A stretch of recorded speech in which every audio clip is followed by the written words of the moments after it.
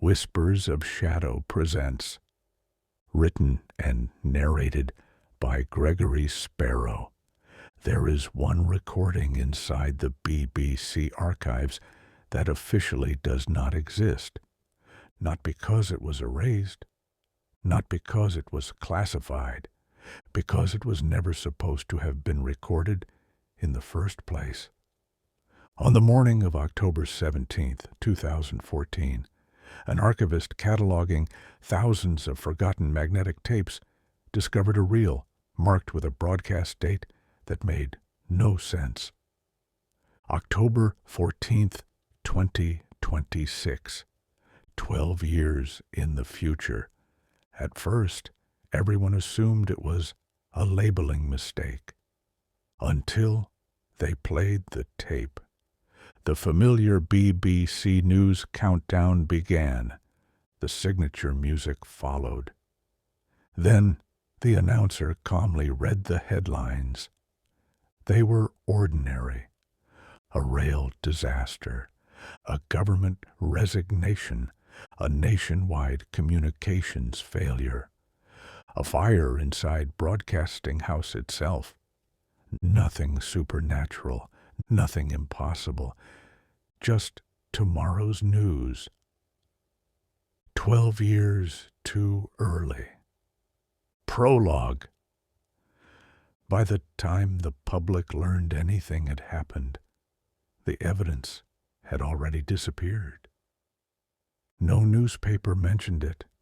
No television report acknowledged it. No official BBC statement was ever released.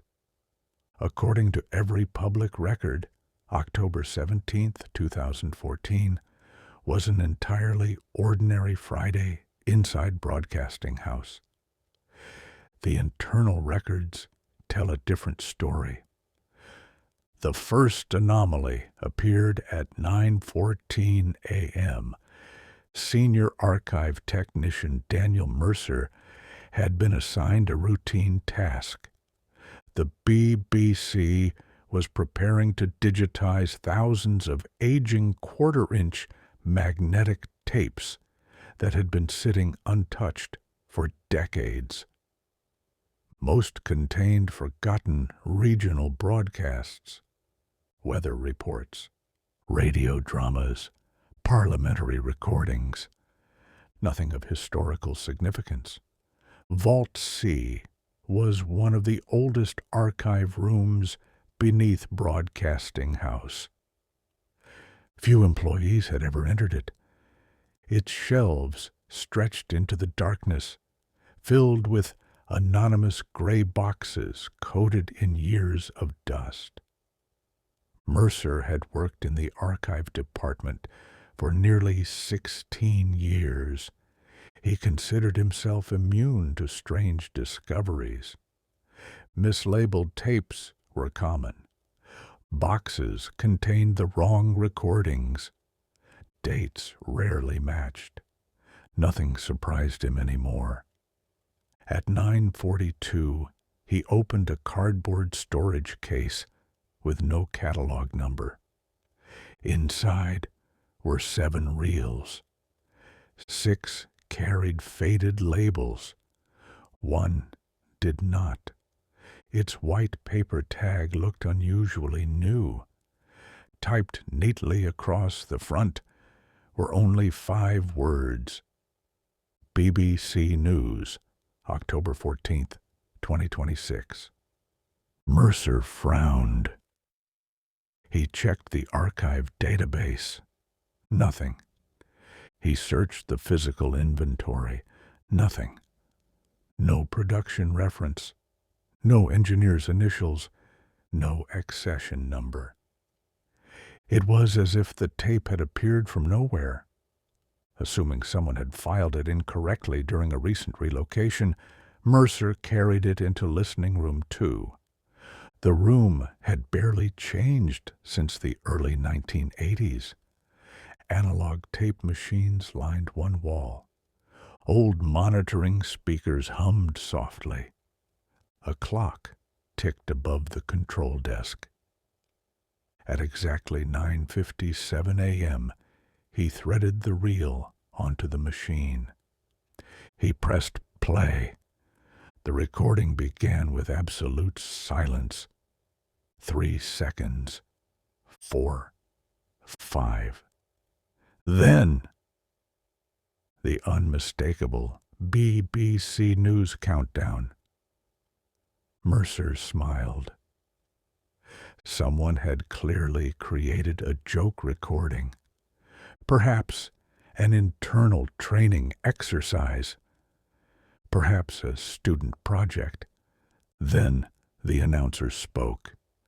The voice belonged to Richard Ellison, one of the BBC's longest-serving national news presenters. Mercer immediately recognized him. Calm, measured, precise. Exactly the voice millions of Britons trusted every evening. But something was wrong. Ellison had retired almost 8 years earlier. He had died shortly after. Yet the voice sounded younger than any broadcast Mercer had ever heard. Not reconstructed, not artificial. Alive, natural, confident, as though he were sitting inside the studio reading from a script.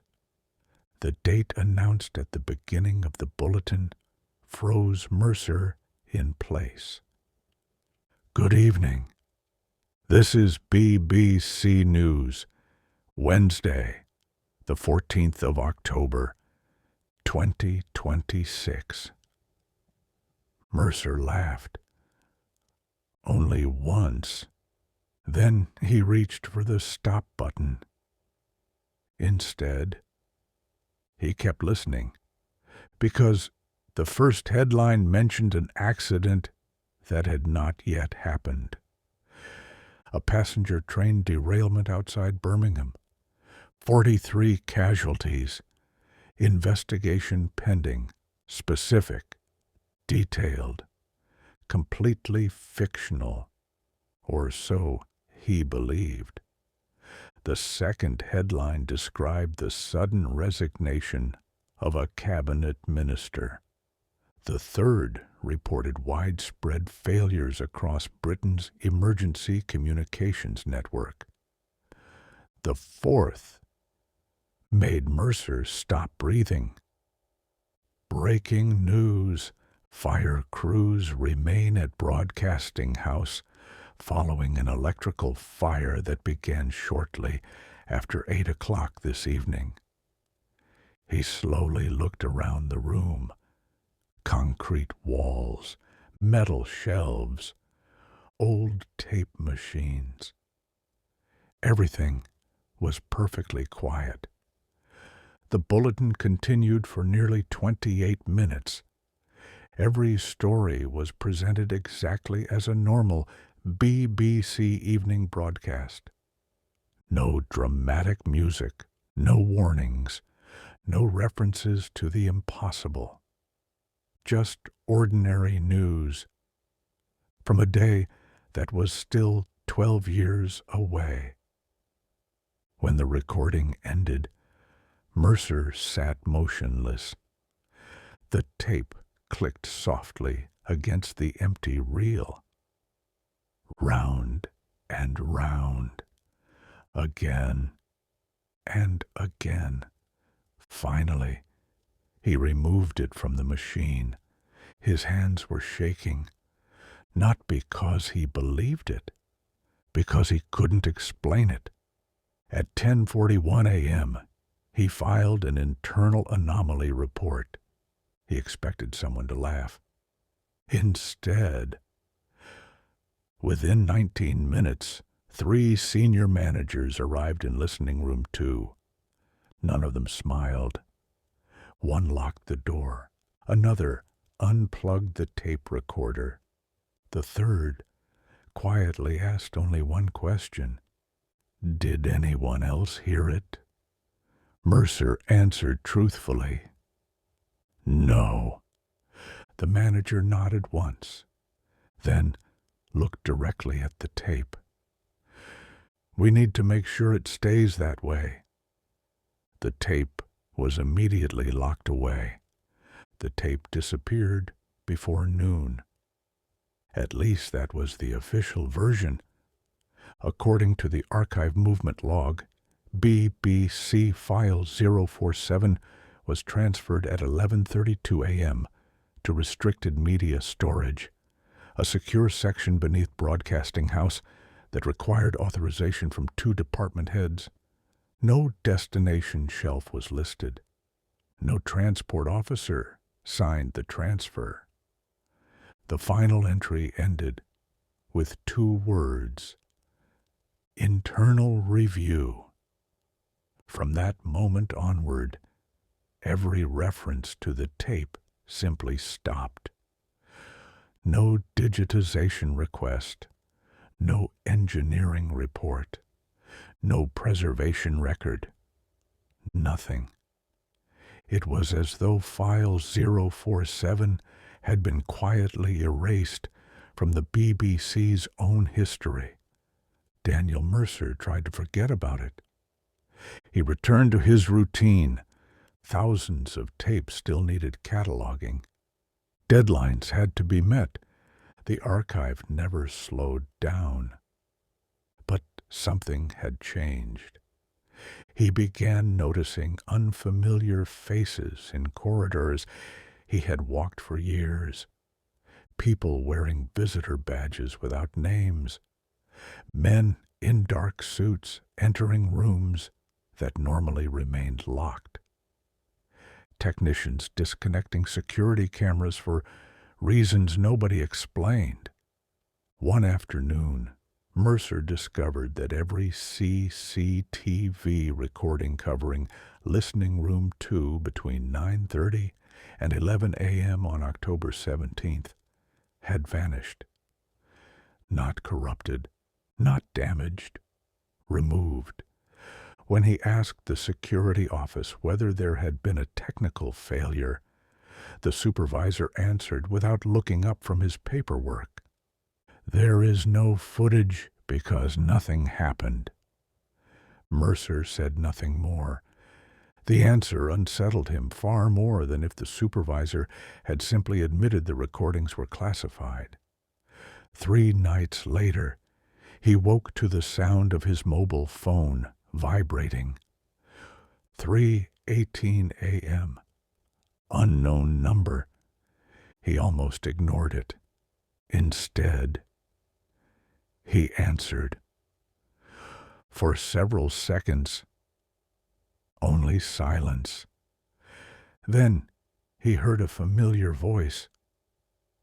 Calm, measured, professional. And now, the remaining headlines. Mercer's blood ran cold. It was the same BBC announcer from the tape. Exactly the same voice, the same cadence, the same studio acoustics. Before Mercer could speak, the voice continued. Authorities are asking residents to avoid the area surrounding New Street Station.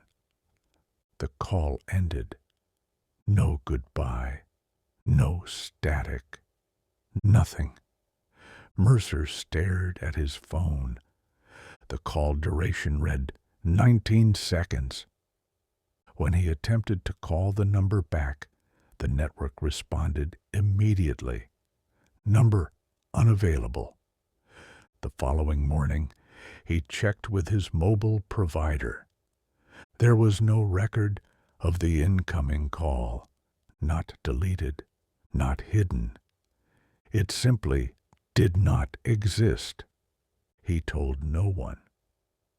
By then, he had begun keeping a notebook. Not because he believed in conspiracies, because every time he relied on official records, the evidence disappeared.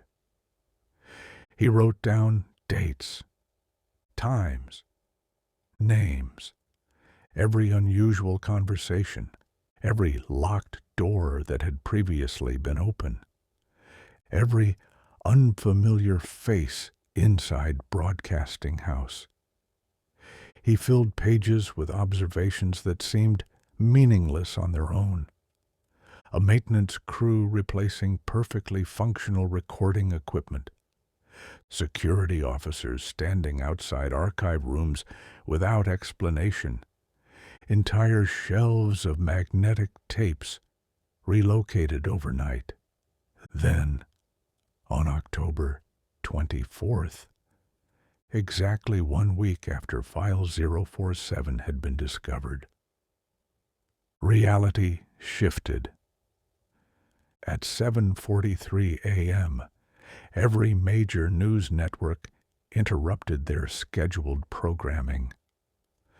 A passenger train had derailed outside Birmingham. The first reports were confused. Emergency services struggled to reach the site. Passenger numbers were uncertain. Hours later, the confirmed casualty count was released. 43. Daniel Mercer stopped breathing. He opened his notebook, turned to the page he had written 7 days earlier. Every number matched. Every location matched. Even the wording used by journalists was almost identical to the bulletin he had heard inside Listening Room 2. That evening, Mercer searched every newspaper, every website, every television report. No one mentioned coincidence. No one questioned how precisely events had unfolded. Only Mercer knew. Someone had reported the disaster a week before it happened. And somewhere beneath Broadcasting House, the rest of the bulletin was still waiting. No copies were authorized. No report was filed. But someone ignored those orders. Everything you are about to hear comes from recovered BBC archive logs, internal memoranda, engineering reports, and a recording that was never meant to leave Vault C because 3 days after the tape was discovered, the first headline came true. Mercer returned to Broadcasting House before sunrise the next morning. He hadn't slept. Every time he closed his eyes, he heard the announcer's voice repeating the first headline with impossible certainty. 43 casualties, investigation pending. The words had stopped sounding like news. They sounded like memory. Inside the archive department, nobody mentioned the derailment. Conversations revolved around deadlines, maintenance schedules, and equipment deliveries, as though nothing unusual had happened. Only one person acknowledged him differently. Helen Ashcroft, a senior preservation engineer. She had worked at the BBC for over 25 years. Quiet, methodical. The kind of person who noticed details everyone else overlooked. As Mercer passed her workstation, she slid a folded sheet of paper beneath a stack of cataloging forms. Without looking at him, she whispered, "Don't read it here." Then she continued typing as though nothing had happened. Mercer waited until lunchtime before unfolding the note. There were only 2 sentences. "You're not the first person to hear File 047. Meet me in Studio B13 at 8:30 tonight. Come alone." Studio B13 had been abandoned for years. Officially, it was closed after water damage had made it unsafe for broadcasting. Unofficially, Nobody liked going near it. Old BBC employees had countless stories about the basement studios, strange recordings, voices bleeding into unrelated broadcasts, entire reels of tape arriving without engineers remembering recording them. Most dismissed the stories as workplace folklore. Mercer had done the same. Until now, at precisely 8:27 p.m., he reached the heavy soundproof door marked B13. The corridor outside was empty. Most staff had already gone home. The fluorescent lights flickered overhead. He checked his watch. 3 minutes early, exactly as instructed. At 8:30, the door opened from inside. Helen Ashcroft stepped aside. She locked the door immediately behind him. The studio smelled of dust and warm electronics. An old analog mixing console dominated the room. Several reel-to-reel machines remained connected despite the studio supposedly being out of service. Helen didn't waste time. "You heard the future?" Mercer nodded slowly. "I thought I was losing my mind." "So did I." Mercer stared at her. "You've heard it?" She walked toward a steel cabinet in the corner. After entering a 6-digit code, she removed a thin archive folder. Its cover carried no BBC logo, only black lettering. Project Chronicle. She placed it on the table. "I've been waiting 9 years for someone else." Mercer looked up sharply. 9 years? Helen opened the folder. Inside were photographs, engineering reports, maintenance requests, typed witness statements. Every page carried the same security classification: restricted. The first photograph showed another magnetic tape. Its label read, BBC News, March 3rd, 2017. Mercer frowned.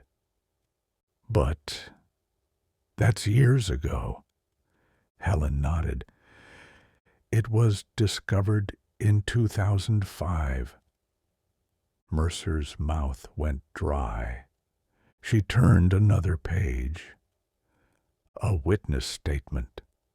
Archive technician. Name redacted. Date: March 18th, 2005. The testimony described almost the exact same sequence Mercer had experienced. An unidentified tape. A future broadcast. Impossible headlines. Immediate confiscation. Missing security footage. Mercer looked at Helen. "How many tapes are there?" She hesitated, then answered quietly, "We don't know." She slid another photograph across the table. Then another. Then another. Different years, different dates, different handwriting, different archive boxes. Each tape predicted a different point in Britain's future. Some were found decades before their broadcast dates. Others, nearly half a century. Mercer counted silently. 7 photographs, 7 tapes. Helen noticed. There were 8. What happened to the 8th? for the first time since entering the room. Helen looked genuinely afraid. It wasn't a news bulletin. Silence filled the studio.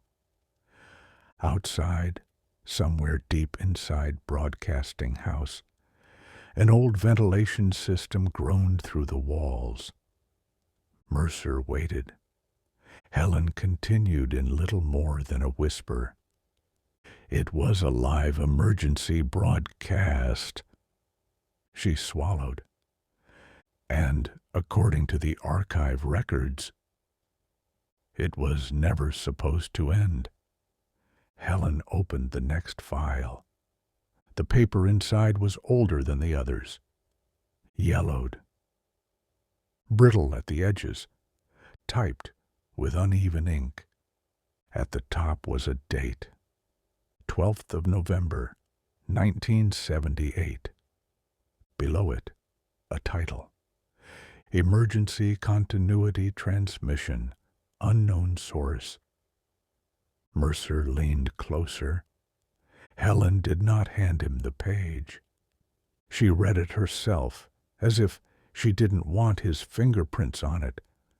At 2:06 a.m., the overnight continuity feed received a live emergency broadcast signal from Studio B13. The studio was unoccupied at the time. Power to the room had been disconnected for maintenance 3 hours earlier. Mercer looked around the studio. The same room? Helen nodded. The signal lasted 41 minutes. What did it say? Helen turned the page. It listed disasters, names, dates, locations, not as predictions, as if they had already happened. Mercer felt the temperature in the room change. What disasters? Helen hesitated. Some were small, factory fires, missing persons, transport accidents, political scandals. And the others? She looked at him. National emergencies that haven't happened yet. For a moment, neither of them spoke. The old machines beside them sat perfectly still, no tape moving, no reels turning. Yet Mercer could hear something faint inside the room, a low electrical hum, almost like equipment warming up. Helen heard it too. Her eyes moved to the mixing console. That shouldn't be on. A single red light had appeared on the board, then another, then another. One by one, the dead studio began waking up. The reels on the nearest tape machine slowly turned. No one had touched them. Mercer stepped back. Helen. She raised a hand. Don't speak. The speakers crackled. Static filled the room. Then came the BBC countdown tone. Not from the past, not from file 047, live. The studio clock stopped at exactly 8:47 p.m. A voice entered the room. Richard Ellison's voice. Calm, measured, dead for 8 years. Good evening. This is BBC News, Wednesday, the 14th of October, 2026. Mercer froze. It was the same bulletin, the same opening, but this time it did not continue with the train derailment. It skipped ahead, straight to the second headline. The Prime Minister has accepted the resignation of Cabinet Minister Jonathan Reed, following allegations first reported this morning. Helen's face lost all color. Mercer whispered, "That's the next one." The voice continued, "Documents released to the press appear to confirm." Helen lunged for the power switch. The entire console went dark. The speakers died. The reels stopped turning. For several seconds, the room was silent. Then someone knocked on the studio door. 3 slow knocks. Mercer and Helen looked at each other. Nobody else knew they were there. The knocking came again, this time louder. Helen grabbed the file and shoved it into the cabinet. "Behind the acoustic panels," she whispered. "What?" "Now." Mercer moved behind a loose section of soundproofing near the rear wall. Helen pulled the panel partly closed in front of him, leaving a narrow gap. She unlocked the studio door. 2 men entered. They were not security guards. They wore no BBC identification. One was tall, gray-haired, clean-shaven. The other carried a black equipment case. The gray-haired man looked at the console, then at Helen. "Studio B13 is closed." Helen answered evenly. "I was checking humidity levels." "At night?" "Old equipment doesn't care about office hours." The man did not smile. His eyes moved across the room slowly. Mercer held his breath behind the panel. The man with the equipment case opened it on the table. Inside was a handheld device Mercer didn't recognize. Not a recorder, not a scanner, something between the two. It began clicking softly. The gray-haired man asked, "Was Daniel Mercer here?" Helen's expression did not change. "No." The clicking grew faster. The second man turned toward the acoustic wall, toward Mercer. Helen stepped into his path. "You need authorization to remove anything from this room." The gray-haired man looked at her. "We are not removing anything." He paused. "We are confirming contamination." Mercer felt sweat run down the back of his neck. The device clicked faster, then suddenly stopped. The second man looked at the display. He said only one word, "Recent." The gray-haired man turned back to Helen. "Where is the duplicate?" Helen frowned. "What duplicate?" "Do not waste my time." "There is no duplicate." He stepped closer. "Every future broadcast produces an echo when heard by a living witness. Someone made an unauthorized copy." Mercer's stomach tightened. A living witness, not an employee, not a listener. A witness. Helen said nothing. The gray-haired man lowered his voice. "You know what happens when these things circulate." "I know what happens when people hide them." "Then you know why they must be contained." His tone changed. Colder. "File 047 has already begun alignment."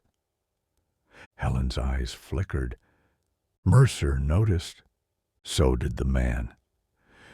You didn't tell him that part, did you? Helen remained silent. The gray-haired man turned toward the room, speaking louder now, as if he knew Mercer could hear him. The tape does not predict the future, Mr. Mercer. Mercer's blood went cold. It schedules it. Silence. The gray-haired man waited, then continued. Once the broadcast is heard, events begin arranging themselves to match it. Not always immediately, not always cleanly, but inevitably. He looked directly at the wall panel. That is why File 047 should never have been played. Mercer did not move. The man with the equipment case closed it. The gray-haired man stepped back. Helen, you have until morning to recover the duplicate and submit a full disclosure. Helen asked, and if I don't? He glanced toward the dead console. Then the next headline will not be the resignation. He opened the door. It will be the fire. The two men left. Helen waited nearly a minute before moving. Only when the corridor had gone silent did she pull Mercer from behind the panel. His voice was almost gone. What does he mean it schedules it? Helen looked older than she had 10 minutes earlier. It means the broadcast is not a warning. She opened the cabinet again, removed Project Chronicle, and handed it to him. It is a mechanism. Mercer stared at the folder. For what? Helen looked toward the silent reels. For making reality obey the archive. Mercer couldn't take his eyes off the folder. The words echoed in his mind. Making reality obey the archive. It sounded impossible, absurd. Yet the train derailment had happened, exactly as the tape described. Not approximately, not similarly, exactly.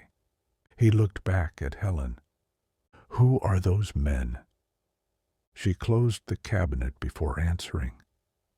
They don't officially exist. Government?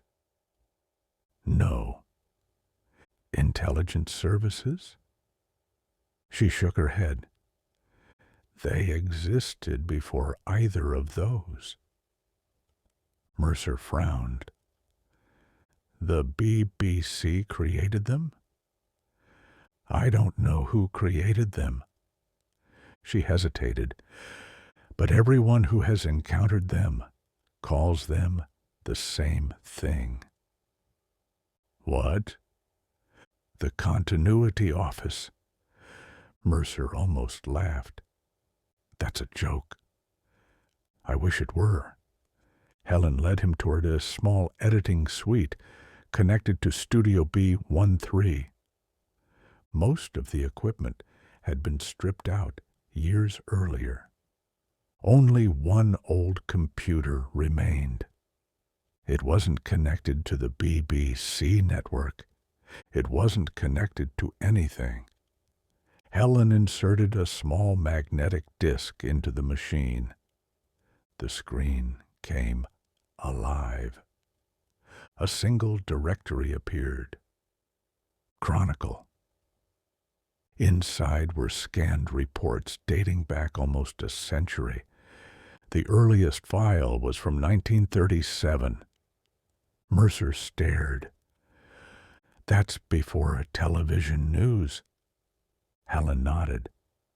It began with radio. She opened the first report. Incident report. 4th of May, 1937. BBC Regional Broadcasting Center. A rehearsal transmission was accidentally received by engineers during overnight maintenance. The announcer described the destruction of an airship over Europe. 32 hours later, the Hindenburg exploded. Mercer slowly lowered himself into the chair. No. Helen opened another report, a bulletin describing a bombing raid before aircraft had crossed the channel. A report naming villages liberated days before Allied troops arrived. A mining disaster. An aircraft explosion over Scotland. Every file followed the same pattern. Someone discovered a future broadcast. Someone reported it. The recording disappeared. Reality followed. Mercer whispered, "How many?" Helen answered quietly, "We've confirmed 23. And the ones we haven't confirmed?" She looked away. "We don't know how many were successfully hidden." Mercer rubbed his forehead. "If this has been happening for nearly a century, why hasn't anyone exposed it?" Helen gave a tired smile. "They tried." She opened another folder. Photographs filled the screen. Archive technicians, broadcast engineers, journalists, researchers. Each photograph carried a date. Each name ended the same way. Missing. Or deceased. Mercer noticed something else. The dates clustered together, within weeks of discovering a tape. Nobody survived for very long. Helen closed the folder. Everyone who digs too deeply disappears. Silence settled over the room. Mercer finally understood why she had waited 9 years. Not because she lacked evidence, because she wanted someone else to know before she became another photograph. Then the lights flickered, once, twice. The old computer's screen went black. A second later, it turned itself back on. Neither of them touched the keyboard. Words began appearing across the monitor, one line at a time. No cursor, no typing sound, just letters, as though an invisible operator was preparing another script. BBC News, October 15th, 2026. Mercer's heart began pounding. Helen whispered, "No." The machine continued. "Breaking news. A fire has severely damaged sections of Broadcasting House." The sentence stopped. Another line appeared. "The cause is currently under investigation." Another. "Emergency crews remain inside the archive complex." Mercer looked at Helen. "This isn't the tape." She shook her head slowly. "No. This is live." Another line appeared. "Confirmed fatalities." The computer paused, then continued. 2. Mercer felt the room close around him. 2. There were only 2 people inside Studio B13. Him and Helen. The monitor remained silent for several seconds. Then the final line appeared. Names withheld pending family notification. The screen went black. Neither of them moved. Finally, Mercer whispered, "We leave." Helen didn't answer. "We leave now." Still nothing. Mercer looked at her. She was staring at the blank monitor, not frightened, thinking. Then she said something Mercer would never forget. "If we leave, who stays behind to stop the broadcast?" Mercer didn't argue. Within 3 minutes, they had gathered everything that mattered. The Project Chronicle folder, Helen's handwritten notes, Mercer's notebook, nothing else. If the building really was going to burn, paper would outlive hard drives. They stepped into the deserted corridor. Broadcasting House felt different now, too quiet. The constant background noise of ventilation had faded. No distant conversations, no footsteps. Only the low electrical hum that seemed to come from somewhere beneath the building. Helen stopped outside an old fire map mounted on the wall. She removed the glass panel. Behind it wasn't wiring. It was a brass key, dark with age. Mercer stared at it. "That isn't part of the building. It wasn't supposed to be found." She took the key. "My predecessor showed me this 9 years ago." "You've known about it for 9 years. I've known about the door. You never opened it?" "I was waiting." "For what?" She looked directly at him. "For someone else to hear a future bulletin." They descended through a service staircase no longer marked on any emergency plan. Each level grew colder. The walls changed. Modern concrete gave way to brick. Brick gave way to rough stone. Eventually, they reached a steel door covered in layers of faded gray paint. No room number, no BBC logo. Only one small brass plaque. Continuity. Helen inserted the key. Nothing happened. She pressed her hand against the center of the door. A dull, metallic click echoed from somewhere deep inside the wall. The door slowly opened. Beyond it lay a corridor unlike anything Mercer had ever seen inside Broadcasting House. The architecture was older than the rest of the building, much older. Telephone cables disappeared into vaulted ceilings. Massive analog amplifiers lined the walls. Rows of reel-to-reel machines stretched into the darkness. Thousands of them, some turning slowly, others completely still. Every reel carried a date. Mercer froze. Some dates were decades ahead. One shelf contained recordings labeled 2103. Another 2149.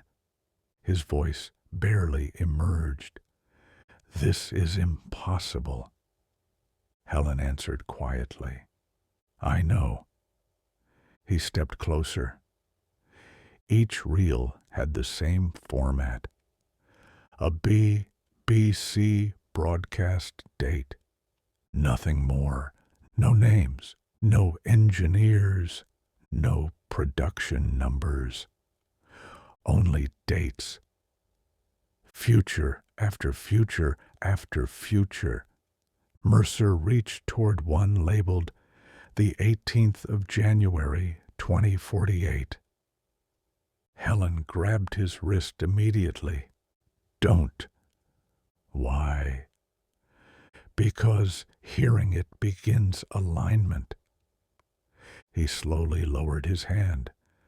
So, every tape here contains a future that hasn't happened yet. Mercer turned in disbelief. Who recorded them? Helen whispered, That's why we're here. At the end of the corridor stood a single studio.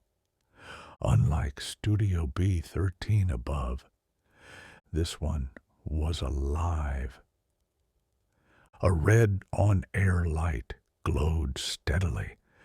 Behind the soundproof glass sat a BBC news desk.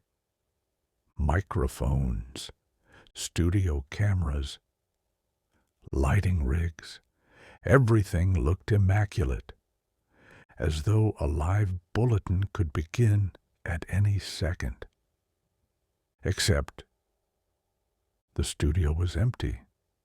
No presenter, no camera operators, no producers, no engineers. Yet the teleprompter was scrolling. On its own. Mercer stepped closer to the glass. Words moved smoothly upward, sentence after sentence, headline after headline, each one describing events that had not yet happened. Earthquakes, elections, storms, disappearances, royal announcements, transport disasters, scientific discoveries. None of them had dates Mercer recognized. The script simply continued endlessly, as though tomorrow never stopped arriving. Then, one line caught his attention. It wasn't a national headline. It wasn't even a news story. It was a name. Daniel Mercer entered studio continuity at 22:41. Mercer's heart stopped. Another line appeared.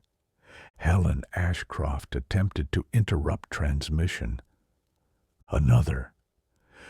Transmission remained uninterrupted. He stepped backwards. This is happening now. Helen wasn't looking at the teleprompter anymore. She was staring at the microphone. A small red light beneath it had just illuminated. The microphone was live, without warning. A voice filled the studio, not from the speakers, not from the walls, from everywhere. Good evening. Mercer closed his eyes. Richard Ellison. Again, perfectly calm, perfectly measured. As always, thank you for joining us. The empty camera nearest the news desk slowly turned. Its lens stopped directly in front of the glass, facing Mercer, facing Helen. The voice continued. We apologize for the unavoidable delay. The teleprompter stopped scrolling. A new sentence appeared.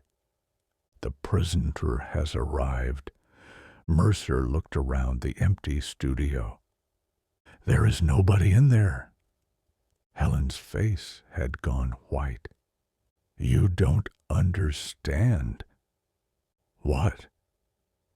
She slowly raised her shaking hand. pointing not at the desk, but at the reflection in the studio glass. Mercer looked. His own reflection stood beside hers, except it wasn't copying him anymore. His reflection smiled. Mercer hadn't.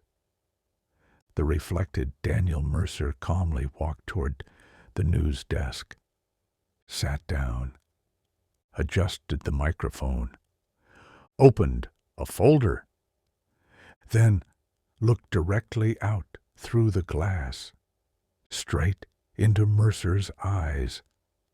Finally, it spoke. "Good evening. I'm Daniel Mercer, and tonight's leading story has already begun." Daniel Mercer couldn't breathe. The man behind the glass was him. Not someone who looked similar. Not a twin. Not an imitation. Every detail matched. The scar above his left eyebrow, the slight bend in his wedding ring, even the nervous habit of tapping 2 fingers against the desk. His reflection wasn't pretending to be him. It was him. The copy smiled politely into the camera, exactly as every BBC presenter had done for generations. Then the studio lights brightened. Somewhere above them, a red transmission light illuminated. On air, Mercer looked at Helen. "We have to get out." She didn't move. Instead, she whispered, "It's too late." "What are you talking about?" She pointed toward the rows of tape machines behind them, one after another. Reels across the vast archive had begun turning. First 1, then 10, then hundreds. Within seconds, thousands of magnetic tapes were spinning simultaneously. The sound filled the underground vault. A soft, mechanical whisper, like thousands of clocks beginning to tick at exactly the same moment. Mercer covered his ears. It didn't help. The noise wasn't coming through the air. It seemed to be inside his head. Then every machine stopped. At once. Complete silence. The copy behind the desk began speaking again. "Before tonight's main bulletin, an announcement." His voice echoed through the studio. "Reality is a public service." Mercer stared in disbelief. "What does that even mean?" Helen answered quietly. "It isn't a newsroom. It's a transmitter." The copy continued. "For 90 years, the British Broadcasting Corporation has fulfilled its founding obligation." Another page turned by itself. "To inform the nation." Mercer noticed something impossible. The pages inside the folder weren't being read. They were being written. New lines appeared as the copy spoke them. Words formed in fresh black ink, letter by letter, sentence by sentence.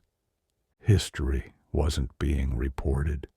It was being created. Helen stepped toward the studio door.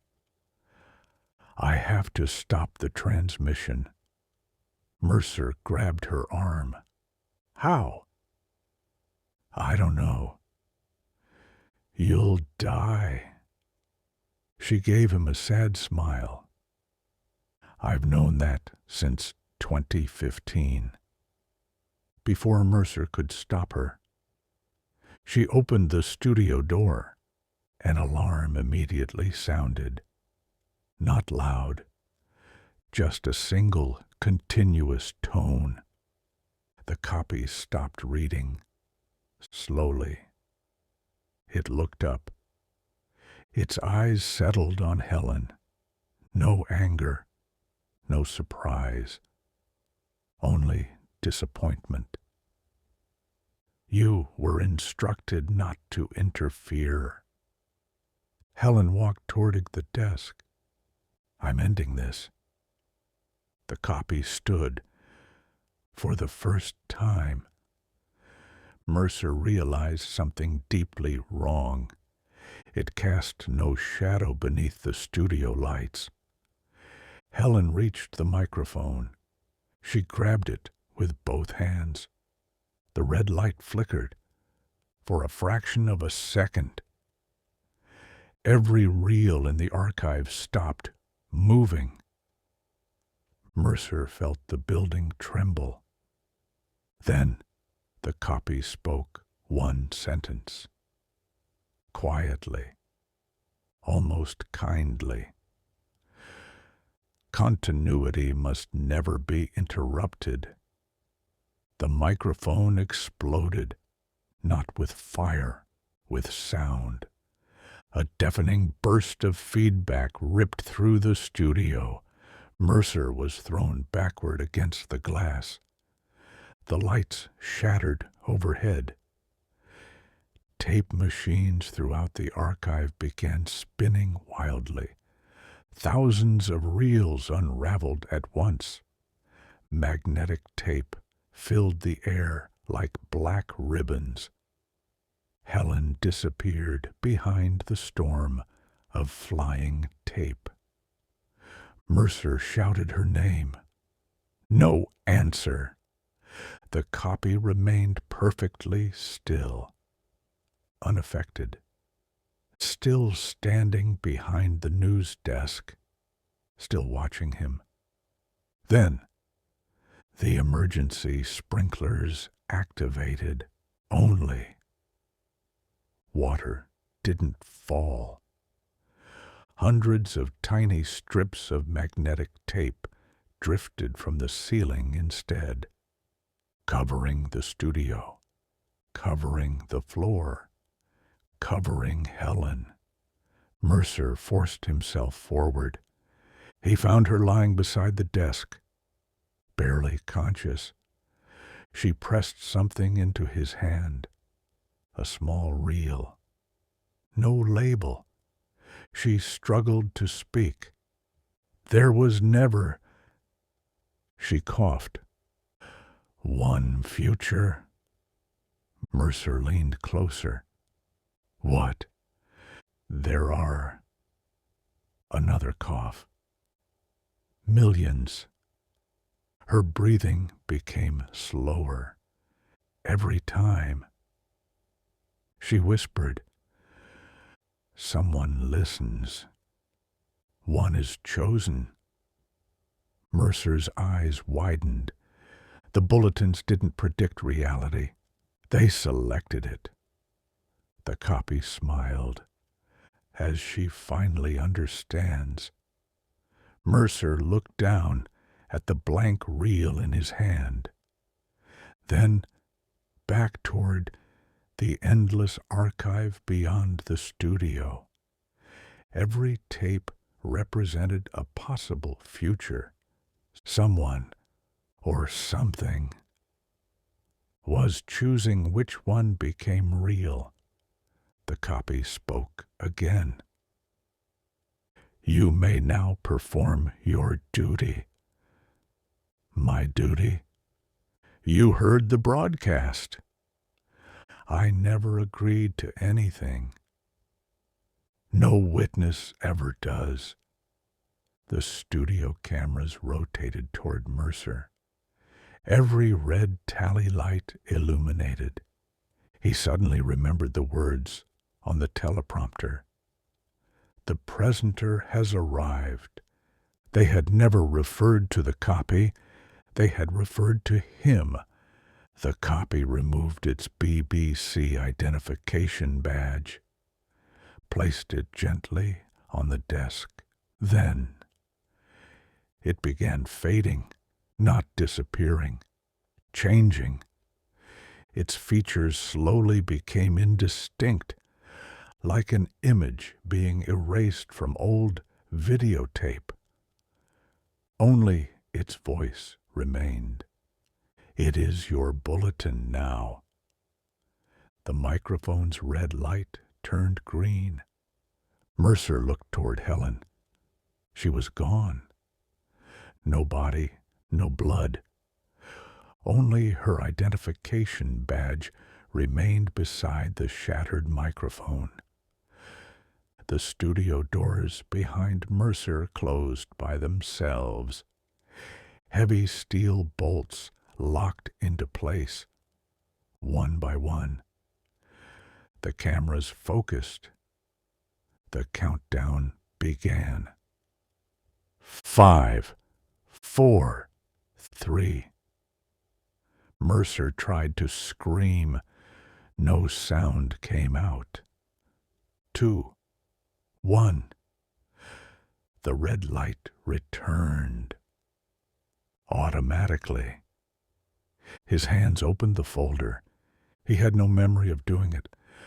The first page contained tonight's headlines. Not tomorrow's, not next week's, tonight's. The first line read, "Fire at Broadcasting House, contained before reaching the main archive." Mercer stopped. That wasn't what the computer upstairs had shown. It had changed.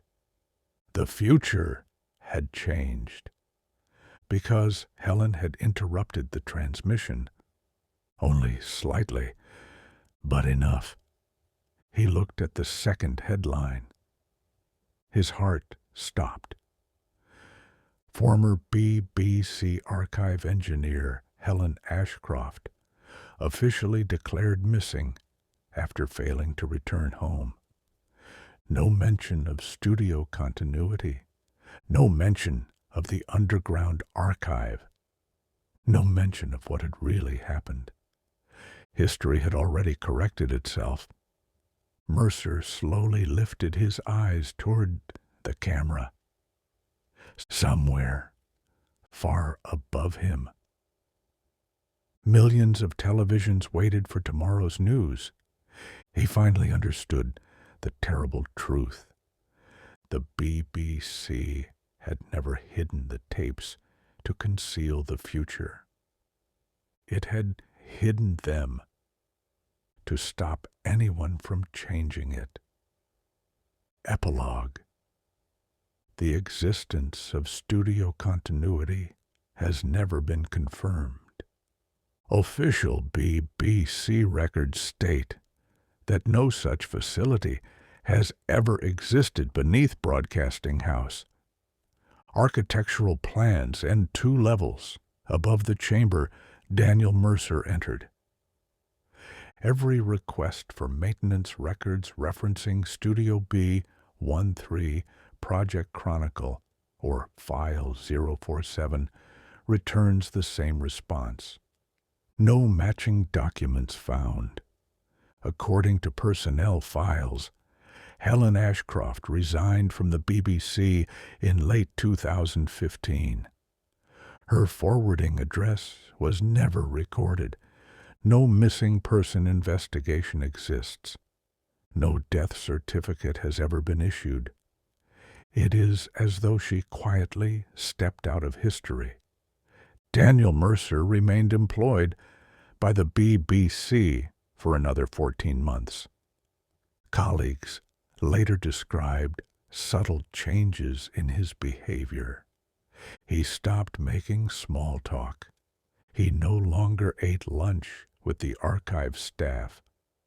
Several engineers claimed he had developed an unusual habit. Every evening, precisely 6 minutes before the national news began, he would disappear into an area of Broadcasting House that no one else seemed able to access.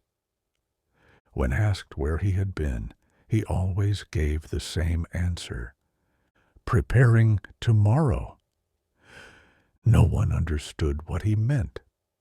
In January 2016, Mercer submitted his resignation. The document consisted of only one sentence: "The news must continue." No forwarding address, no explanation. He was never seen leaving the building. Security records show him entering Broadcasting House at 8:11 a.m. There is no footage of him exiting, not that day, not ever. Years passed. The story faded into rumor. Most archive employees dismissed it as another piece of BBC folklore, an exaggerated tale invented to entertain new recruits, the kind of story every old institution eventually collects. Until October 2026, exactly 12 years after File 047 was discovered. A small electrical fire briefly interrupted operations inside Broadcasting House. The incident lasted less than 20 minutes. The evening bulletin aired only a few minutes late. Most viewers never noticed. The official investigation blamed a faulty power distribution unit. The report was closed within 48 hours. Nothing unusual, nothing mysterious, nothing worth remembering. Except for one detail. During the interruption, viewers across different parts of the United Kingdom reported hearing the BBC News countdown. Before the program had resumed, only 5 notes, then silence. Engineers dismissed the reports as transmission glitches. No recording was ever recovered. At least, none was officially recovered. 6 months later, during renovation work beneath Broadcasting House, contractors opened a sealed maintenance corridor that had not appeared on any modern blueprint. The corridor contained only dust, old electrical conduits, and one locked steel cabinet.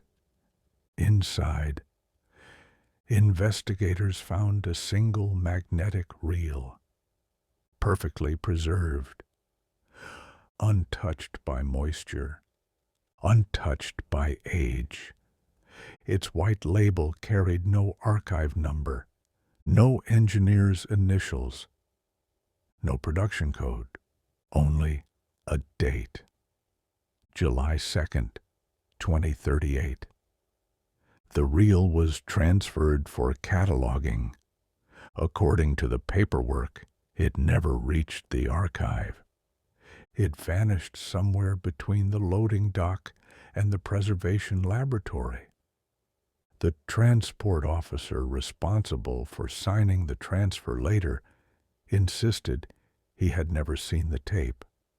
His signature was genuine. The delivery vehicle had arrived. The cabinet had been opened. Everything in the report could be verified. Everything, except the reel itself. If you visit Broadcasting House today, nothing appears unusual. Visitors walk through the entrance every morning. Journalists hurry between studios. Tour groups photograph the famous facade. The evening news continues exactly as it always has: calm, measured, reassuring. Millions of people watch. Millions of people trust what they hear. And every night, just a few minutes before the cameras go live. Someone enters a studio that officially does not exist. Someone opens a folder that has not been written yet. Someone sits beneath a red on-AR light and begins reading tomorrow as though it had already happened. Because perhaps it already has. And, or perhaps, not every broadcast is meant for television. If, one evening, you ever hear the familiar BBC News countdown a few seconds before your television switches on, do yourself one favor. Don't listen to the headlines, because the first person to hear tomorrow's news may also be the first person to make it happen.